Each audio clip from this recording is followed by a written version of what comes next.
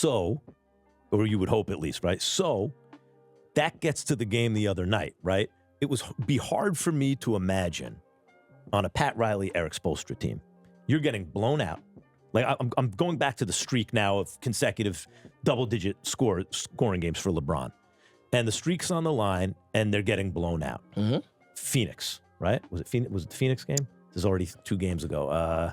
Yeah, I think I didn't watch the game. Okay. I think it was, yeah. And JJ Redick is visibly mad. Who, by the way, JJ's done an incredible job coaching this team because through injury to LeBron, to Luka, doesn't matter who it is, they still win. But do you think they're contenders? We'll get to that in a second. You mean because playoffs are different than the regular season. And that right there, Mad Max, is where you should really be judging JJ Redick. The media has a very fond affinity for JJ. They're sort of prematurely anointing him as a great head coach. They got to be very careful with that. They did the same thing for Brad Stevens when there's really no proof of it. It was hard for him to manage the minutes, personality, ego of Kyrie, Jaylen Brown, Tatum, Terry Rozier, and the politics of Brendan Haywood being one of the most highest paid players on the team coming off an injury and not necessarily being that same player. So that anointing of head coaches getting their stars early without even proving themselves first, we can't let that go unchecked. LeBron is joking around with dudes on the Phoenix bench and on the court. And as a fan, before I even see JJ's reaction, I'm thinking, LeBron, what are you doing? That's a bad look. You're getting blown out. And then you're still in the game, even though you're getting blown out. And then you take a 3 to keep the streak alive in a blowout. Man, that's some bullshit, right? And JJ's pissed. You can see he's pissed. But then in the very next game, I think like that was the fact that JJ handled it this way, and maybe this bodes well for the Lakers and the culture you're talking about. He was clearly not happy with LeBron. And the very next game, with the streak still on the line, LeBron makes the right basketball play and passes it to Hachimura. Yeah. And Hachimura buries the shot and they win the game. And that seemed to be, and then LeBron balled out in his next game. And that seemed to me, you could maybe identify, if this works out for the Lakers and that they at least make a little run in the playoffs, however it ends up, you could identify that moment where JJ is establishing a culture even to LeBron James, and where LeBron makes amends, because it felt to me watching the Phoenix game that he was making amends for the previous game. Not the Phoenix game, the next game, where he's making amends and passing the ball and ending the streak by making the right play to Hachimura, almost to make up for his behavior in the previous game. Well, I don't know if it's to make up, because I don't think he needs to make up, but I know what you're saying. It's 2 things. JJ was pissed, right? But this guy had been in the league for 23 years. Yeah. He knows if he did something that wasn't right, but those 2 things aren't the most important thing in that situation. The most important thing in that situation is to be LeBron and be open-minded to do what? Allow yourself to be reprimanded. That's disciplined. Right. Good. Yeah. And now, the next game, you make which he got criticized for making that same play to Korver, to Daniel Marshall, to Mo Williams or whoever else, right, for many years. Same play. We can go back and look at the tape. Right. He didn't want to shoot it. Yeah. Yeah, same play. I mean, I thought the streak was a little overrated anyway. Then why is he taking a 3 at the end of a blowout if it's overrated? Because the optics don't look right, especially for a player who's not really going to necessarily retire after this season. It's really kind of crazy when you really think about it, because that stat with LeBron's streak, it really ages him. It really put things into proper perspective that we're watching a legendary player who is currently relevant because he is a star of the league, but at the same time, my man has completely aged out of the NBA. We talking about a streak of scoring more than 10 points a game. He's been so great that when you see shit like that, it's basically the beginning of a fall off. Why is he taking it? It seems like he didn't think it was. This is what it felt like. Rich, from where I'm sitting, you're the right guy to ask, but from where I'm sitting, it felt to me like LeBron realized after that, oh shit, I fucked up. Like he keeps a streak alive that's whatever, but it's like this very long streak by shooting a 3 in a blowout at the end of a game. It felt intentional. And the very next game, you're telling me that calculus doesn't occur to him? He's not doing the calculation in his mind like, I got to kind of... Well, listen, he could reprimand himself, of course. Right. I don't, like I said, I wasn't watching that game. I didn't see that game. But yeah, whatever it looked like and felt like, obviously the media talked about it. They didn't talk about the right play, I tell you that. I didn't see the guys that was whatever. But yeah, I think, look, those guys at that level, you know when you did something that probably you So is it coincidence that JJ does that? He makes the right play the next game, then he goes for what, 29 and whatever it was the other night?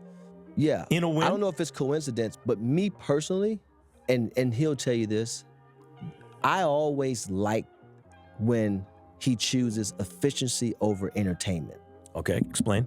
Efficient, focused basketball, forget about it. When did he choose? Well, first of all, before we even get to that, 2012. let's back up for a second. Is JJ Redick, by disciplining him, could that be the germ that spreads and makes the Lakers a championship organization as opposed to an organization that's won championships? Yes, but you have to build on all of those things. Build on it. You build. How do you build? What's the next step? As they come up. Okay. As they, like every little thing, right? You have to start building these, just like you build a house. You pour the foundation. If you pour that right, but it's possible. It's very possible. And it's also still possible to be that nice person, that welcoming person, that, hey, let me make sure that you have the right everything person. Two things can be true, because I don't want to... You can cater to the athlete a bit and also set a championship culture. Okay, yeah. So Granny did it. Who went to grandma's house, you can't just run all over to jump on couches and all these different things. But you feel loved. You definitely feel loved, because guess what? You want grandma's house. If she knows what you wanted to eat and she may have cooked something else, she still made you what you wanted to eat. Mm-hmm. Yeah, but the grandparents spoil you a little bit. How long the Lakers been around? Long time. Right. So you should be spoiled. Okay, so now you're getting to, so in order for that to happen and for LeBron to make the most of his ability with Luka running the show now, you're saying efficient LeBron versus the entertainer LeBron? No, what I'm saying is, yes, 75% efficient. You still need the showmanship. Was he a showman in Miami? Yeah, very much. Didn't you see him tackle the guy at halftime when he hit the half-court shot? But wasn't that an example of what you're talking about? Like, that was LeBron worrying less about that stuff, and because he's in a Pat Riley, Eric Spoelstra culture, having to do things the right way primarily, and then when he got, in other words, when LeBron went from Miami to Cleveland. Same thing. Same thing? Same efficient LeBron, not entertainer LeBron in Cleveland? Well, he was a little bit more entertaining, but you also got it, but he went. And he was a little bit more aware of his stats. Come on, Rich, let's not front about that. 2014 was the beginning stages of what I like to call the analytically efficiency era. The current day NBA players are very well aware of their stats. And the perfect proof to this that we could all see is that when you look at the end of the first quarter all the way through the third, there's a lot of players that no longer want to attempt the half-court shot. You can go back and look at the film of the players even at the end of the 2010s. If guys had an opportunity to score, they would take it. Fast forward post 2014, guys are way more stat conscious because that could work in their favor or against them come contract negotiations. For LeBron's case, I wouldn't doubt if he's more conscious of it because he understands that people will bring this up when they use it as one of their talking points and making him the overall GOAT. Same efficient LeBron, not entertainer LeBron in Cleveland? Well, he was a little bit more entertaining, but you also got it. But he went there with 2 championships, so it was a different. But he's always, listen. You don't build the business and the brand and all those things and be the face of the league still. For 20 years, for 20 plus years without being entertaining. Like there's a responsibility that comes with that. But when you say efficient LeBron, you're saying tilt more to that, to being what? Karl Malone plus? I'm saying square up to the basket, hand in the cookie jar versus lean, hand in the popcorn, and I'm saying that. I've seen him make both shots. You're older, you need to be more efficient. But I'm saying I've seen him make both shots. Yeah. I just like the one where you come off, you shoulder square, hand in the cookie jar, I like that one more. I agree. Yeah. Like if he would play, if he would be you would the have 60,000 Luka's points in pick that and case. roll partner and not do too much, and Well, that's not on him. I mean, sitting in the corner is not going to do much. But yeah, I think, in order, like I personally don't think the Lakers are good enough to be contenders right now. Not right now. when you say contenders, what do you mean? I don't think they have enough to get to the Western Conference final. I don't think they have enough to get to really contend from that perspective. So right now. OKC isn't a Damn, that's even with Luka, and you gotta wonder, Rich Paul being an agent, being a representation for certain clients, how is he able to go on a public platform and talk like this? There was even a point during the interview where he mentions one of his clients, Jalen Johnson of the Atlanta Hawks, that the Bucks should trade Giannis and try to get a player like him. Very interesting times for what Clutch Sports has been allowed to get away with in Adam Silver's NBA. class by themselves. Very much They so. won 1,000,000 games last year. They won the title. They have one loss and 23-1 now? Can't I keep stopped up. counting. Right, like Yeah. so it's crazy. They're good. They're really good. And I always thought, even last year, it's like, wait, they're this good and they're going to get Chet Holmgren at a certain point? Like, that's a lot, right? Yeah. That's a lot. And here they are, they're rolling. Now they're confident because they just won the championship. They're maturing. They're getting better. So, okay, put them aside for a second. You think the Lakers don't fit in with the rest of the pack? They got the second best record in the conference. Yeah, but we've seen that before. That doesn't mean anything. I think when you look, we've seen it, right? We've seen when you have the talent up top that they have, those guys can win games. LeBron Right. and Luka. But also, Austin's And played Austin very well Reeves, this yeah, year. He's absolutely. taking a step. But then things start to really, when you come to back half of the season, where guys are really, now they have their conditioning, They're scouting you getting the different. They're rhythm, preparing scouting for you different. more. Yeah. It's one thing. Then when you go into the playoffs, we seen last year, they ran into athleticism and length. They struggled. So when you look at it now, athleticism, length, shooting, speed, right? Because now, can the Lakers play fast? I don't think so. And style of play. You can't, that style of play is going to be very easy to guard But when you who get do to they the not playoffs. fit in with other than OKC? Well, I mean, Denver? Denver's, no. They're not a better team than Houston? Denver.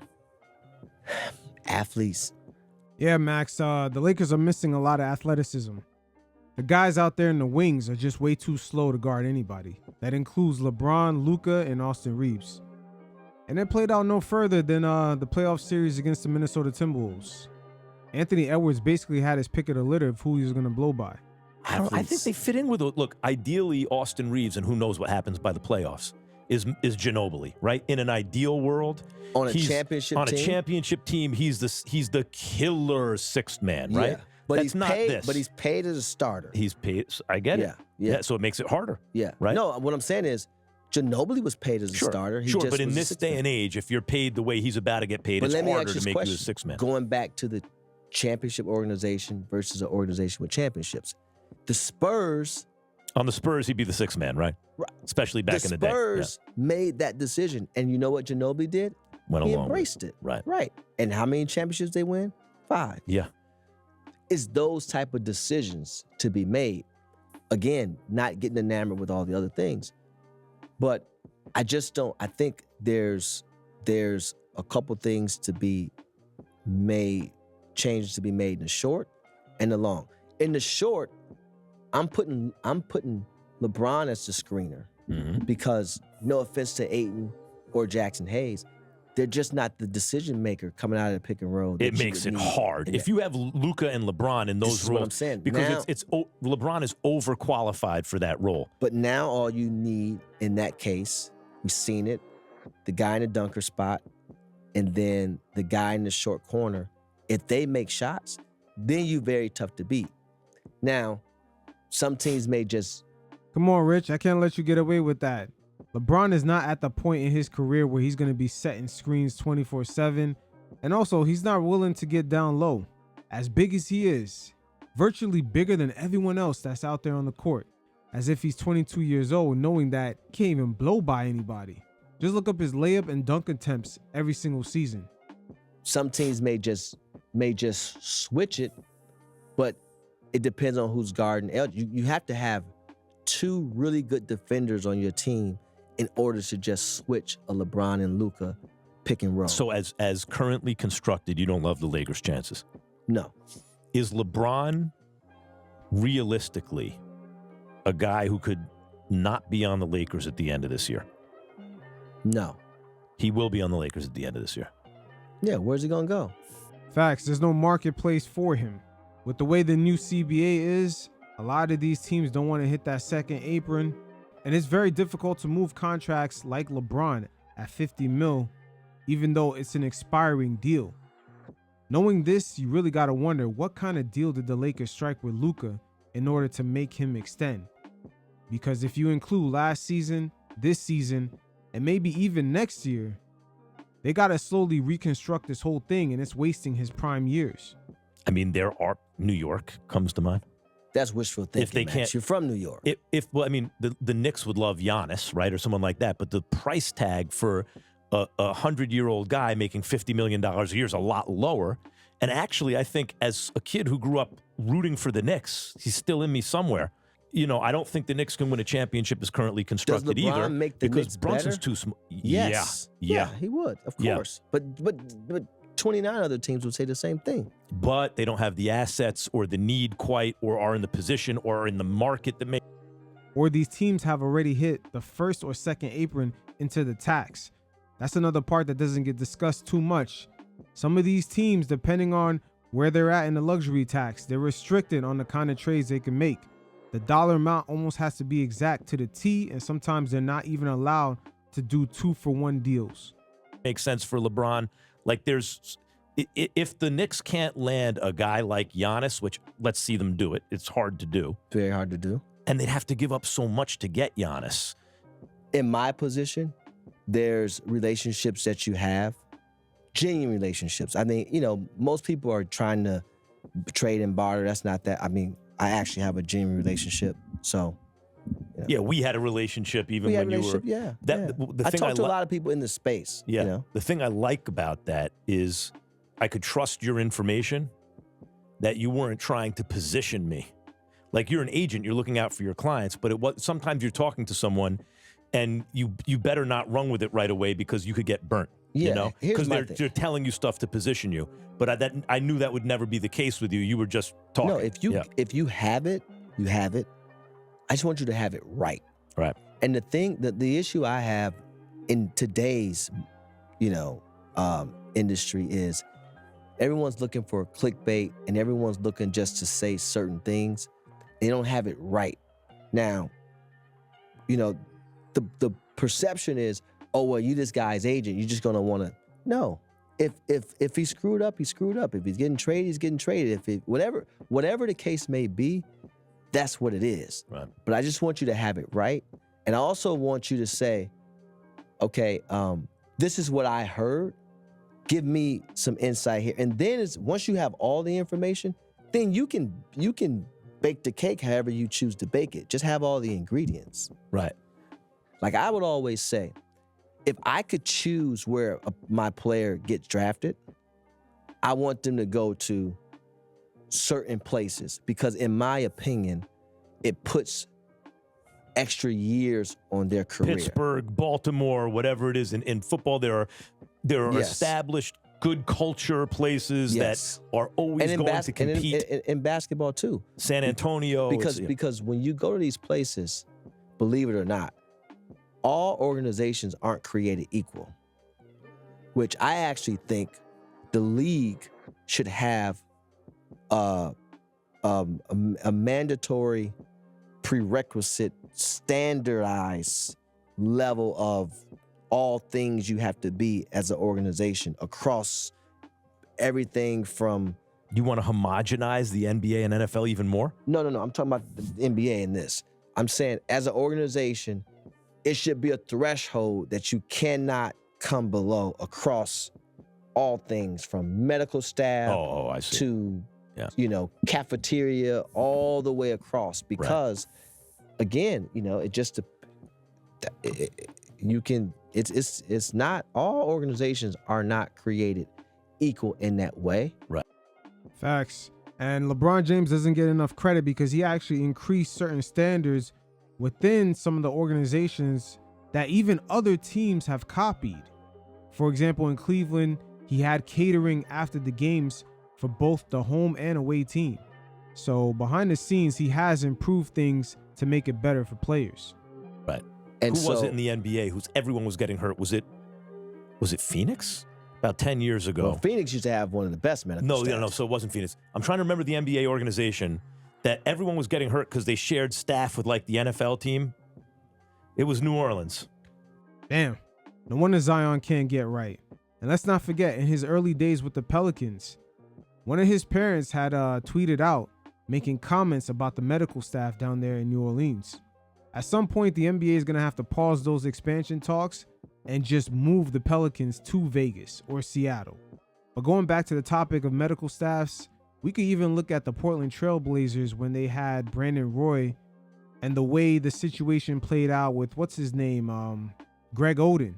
Back-to-back high-performing draft picks that had very questionable recoveries. You would think with a lot of the star players that the investment in the medical staff would be top priority.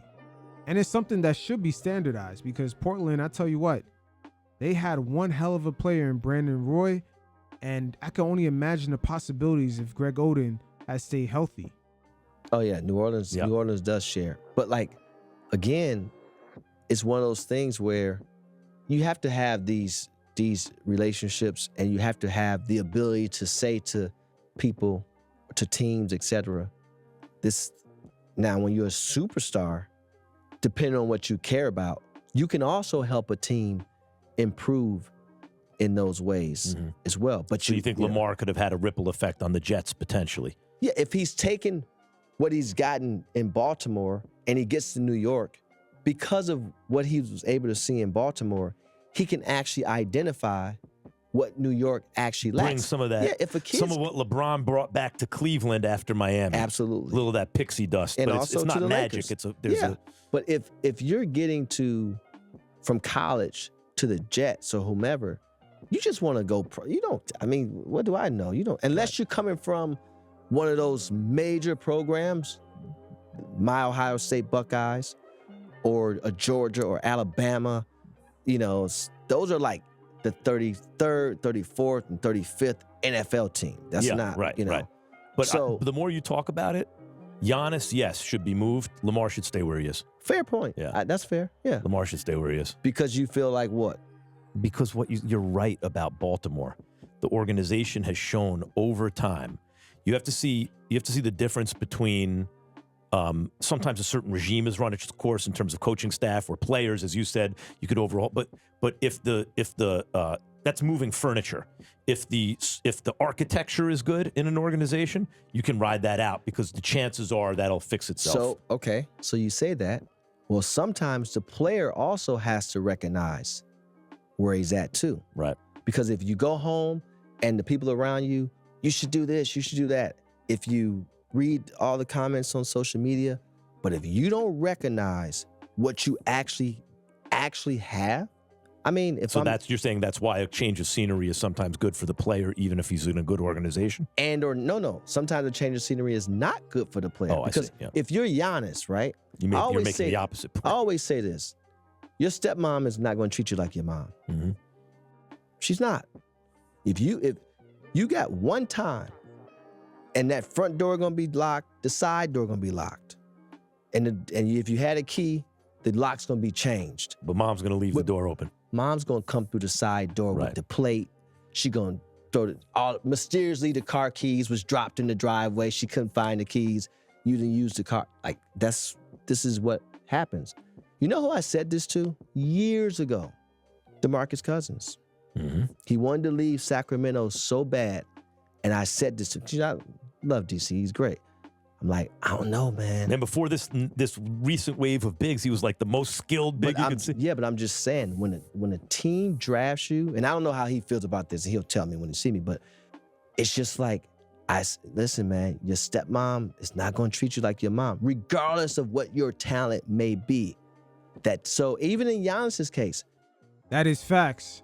And I'm pretty sure that's a hard lesson that Kevin Durant has learned throughout the years, that no other franchise was going to treat him like the homegrown Oklahoma City Thunder. He had a few instances even in Golden State where it looked like they were treating him like a rental. Same thing in Brooklyn. And of course with the Phoenix Suns, we see how quickly they shipped him out once the luxury tax payments started to pile up. And this is a scenario we should pay real close attention to with LaMelo Ball and Ja Morant, the rumors of them possibly being traded.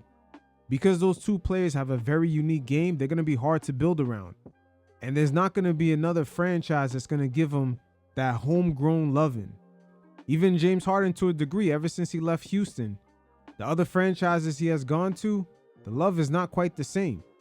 Even though he wasn't drafted there, the fact that he made a name for himself while playing for that franchise and just sort of became well known in the whole NBA zeitgeist. It's a symbiotic relationship. Same thing for DeMar DeRozan with the Toronto Raptors. Once you leave that base, the other franchises are not really going to even treat you the same. There's just an endless amount of examples. LeBron James, the way he's kind of being ushered out of LA.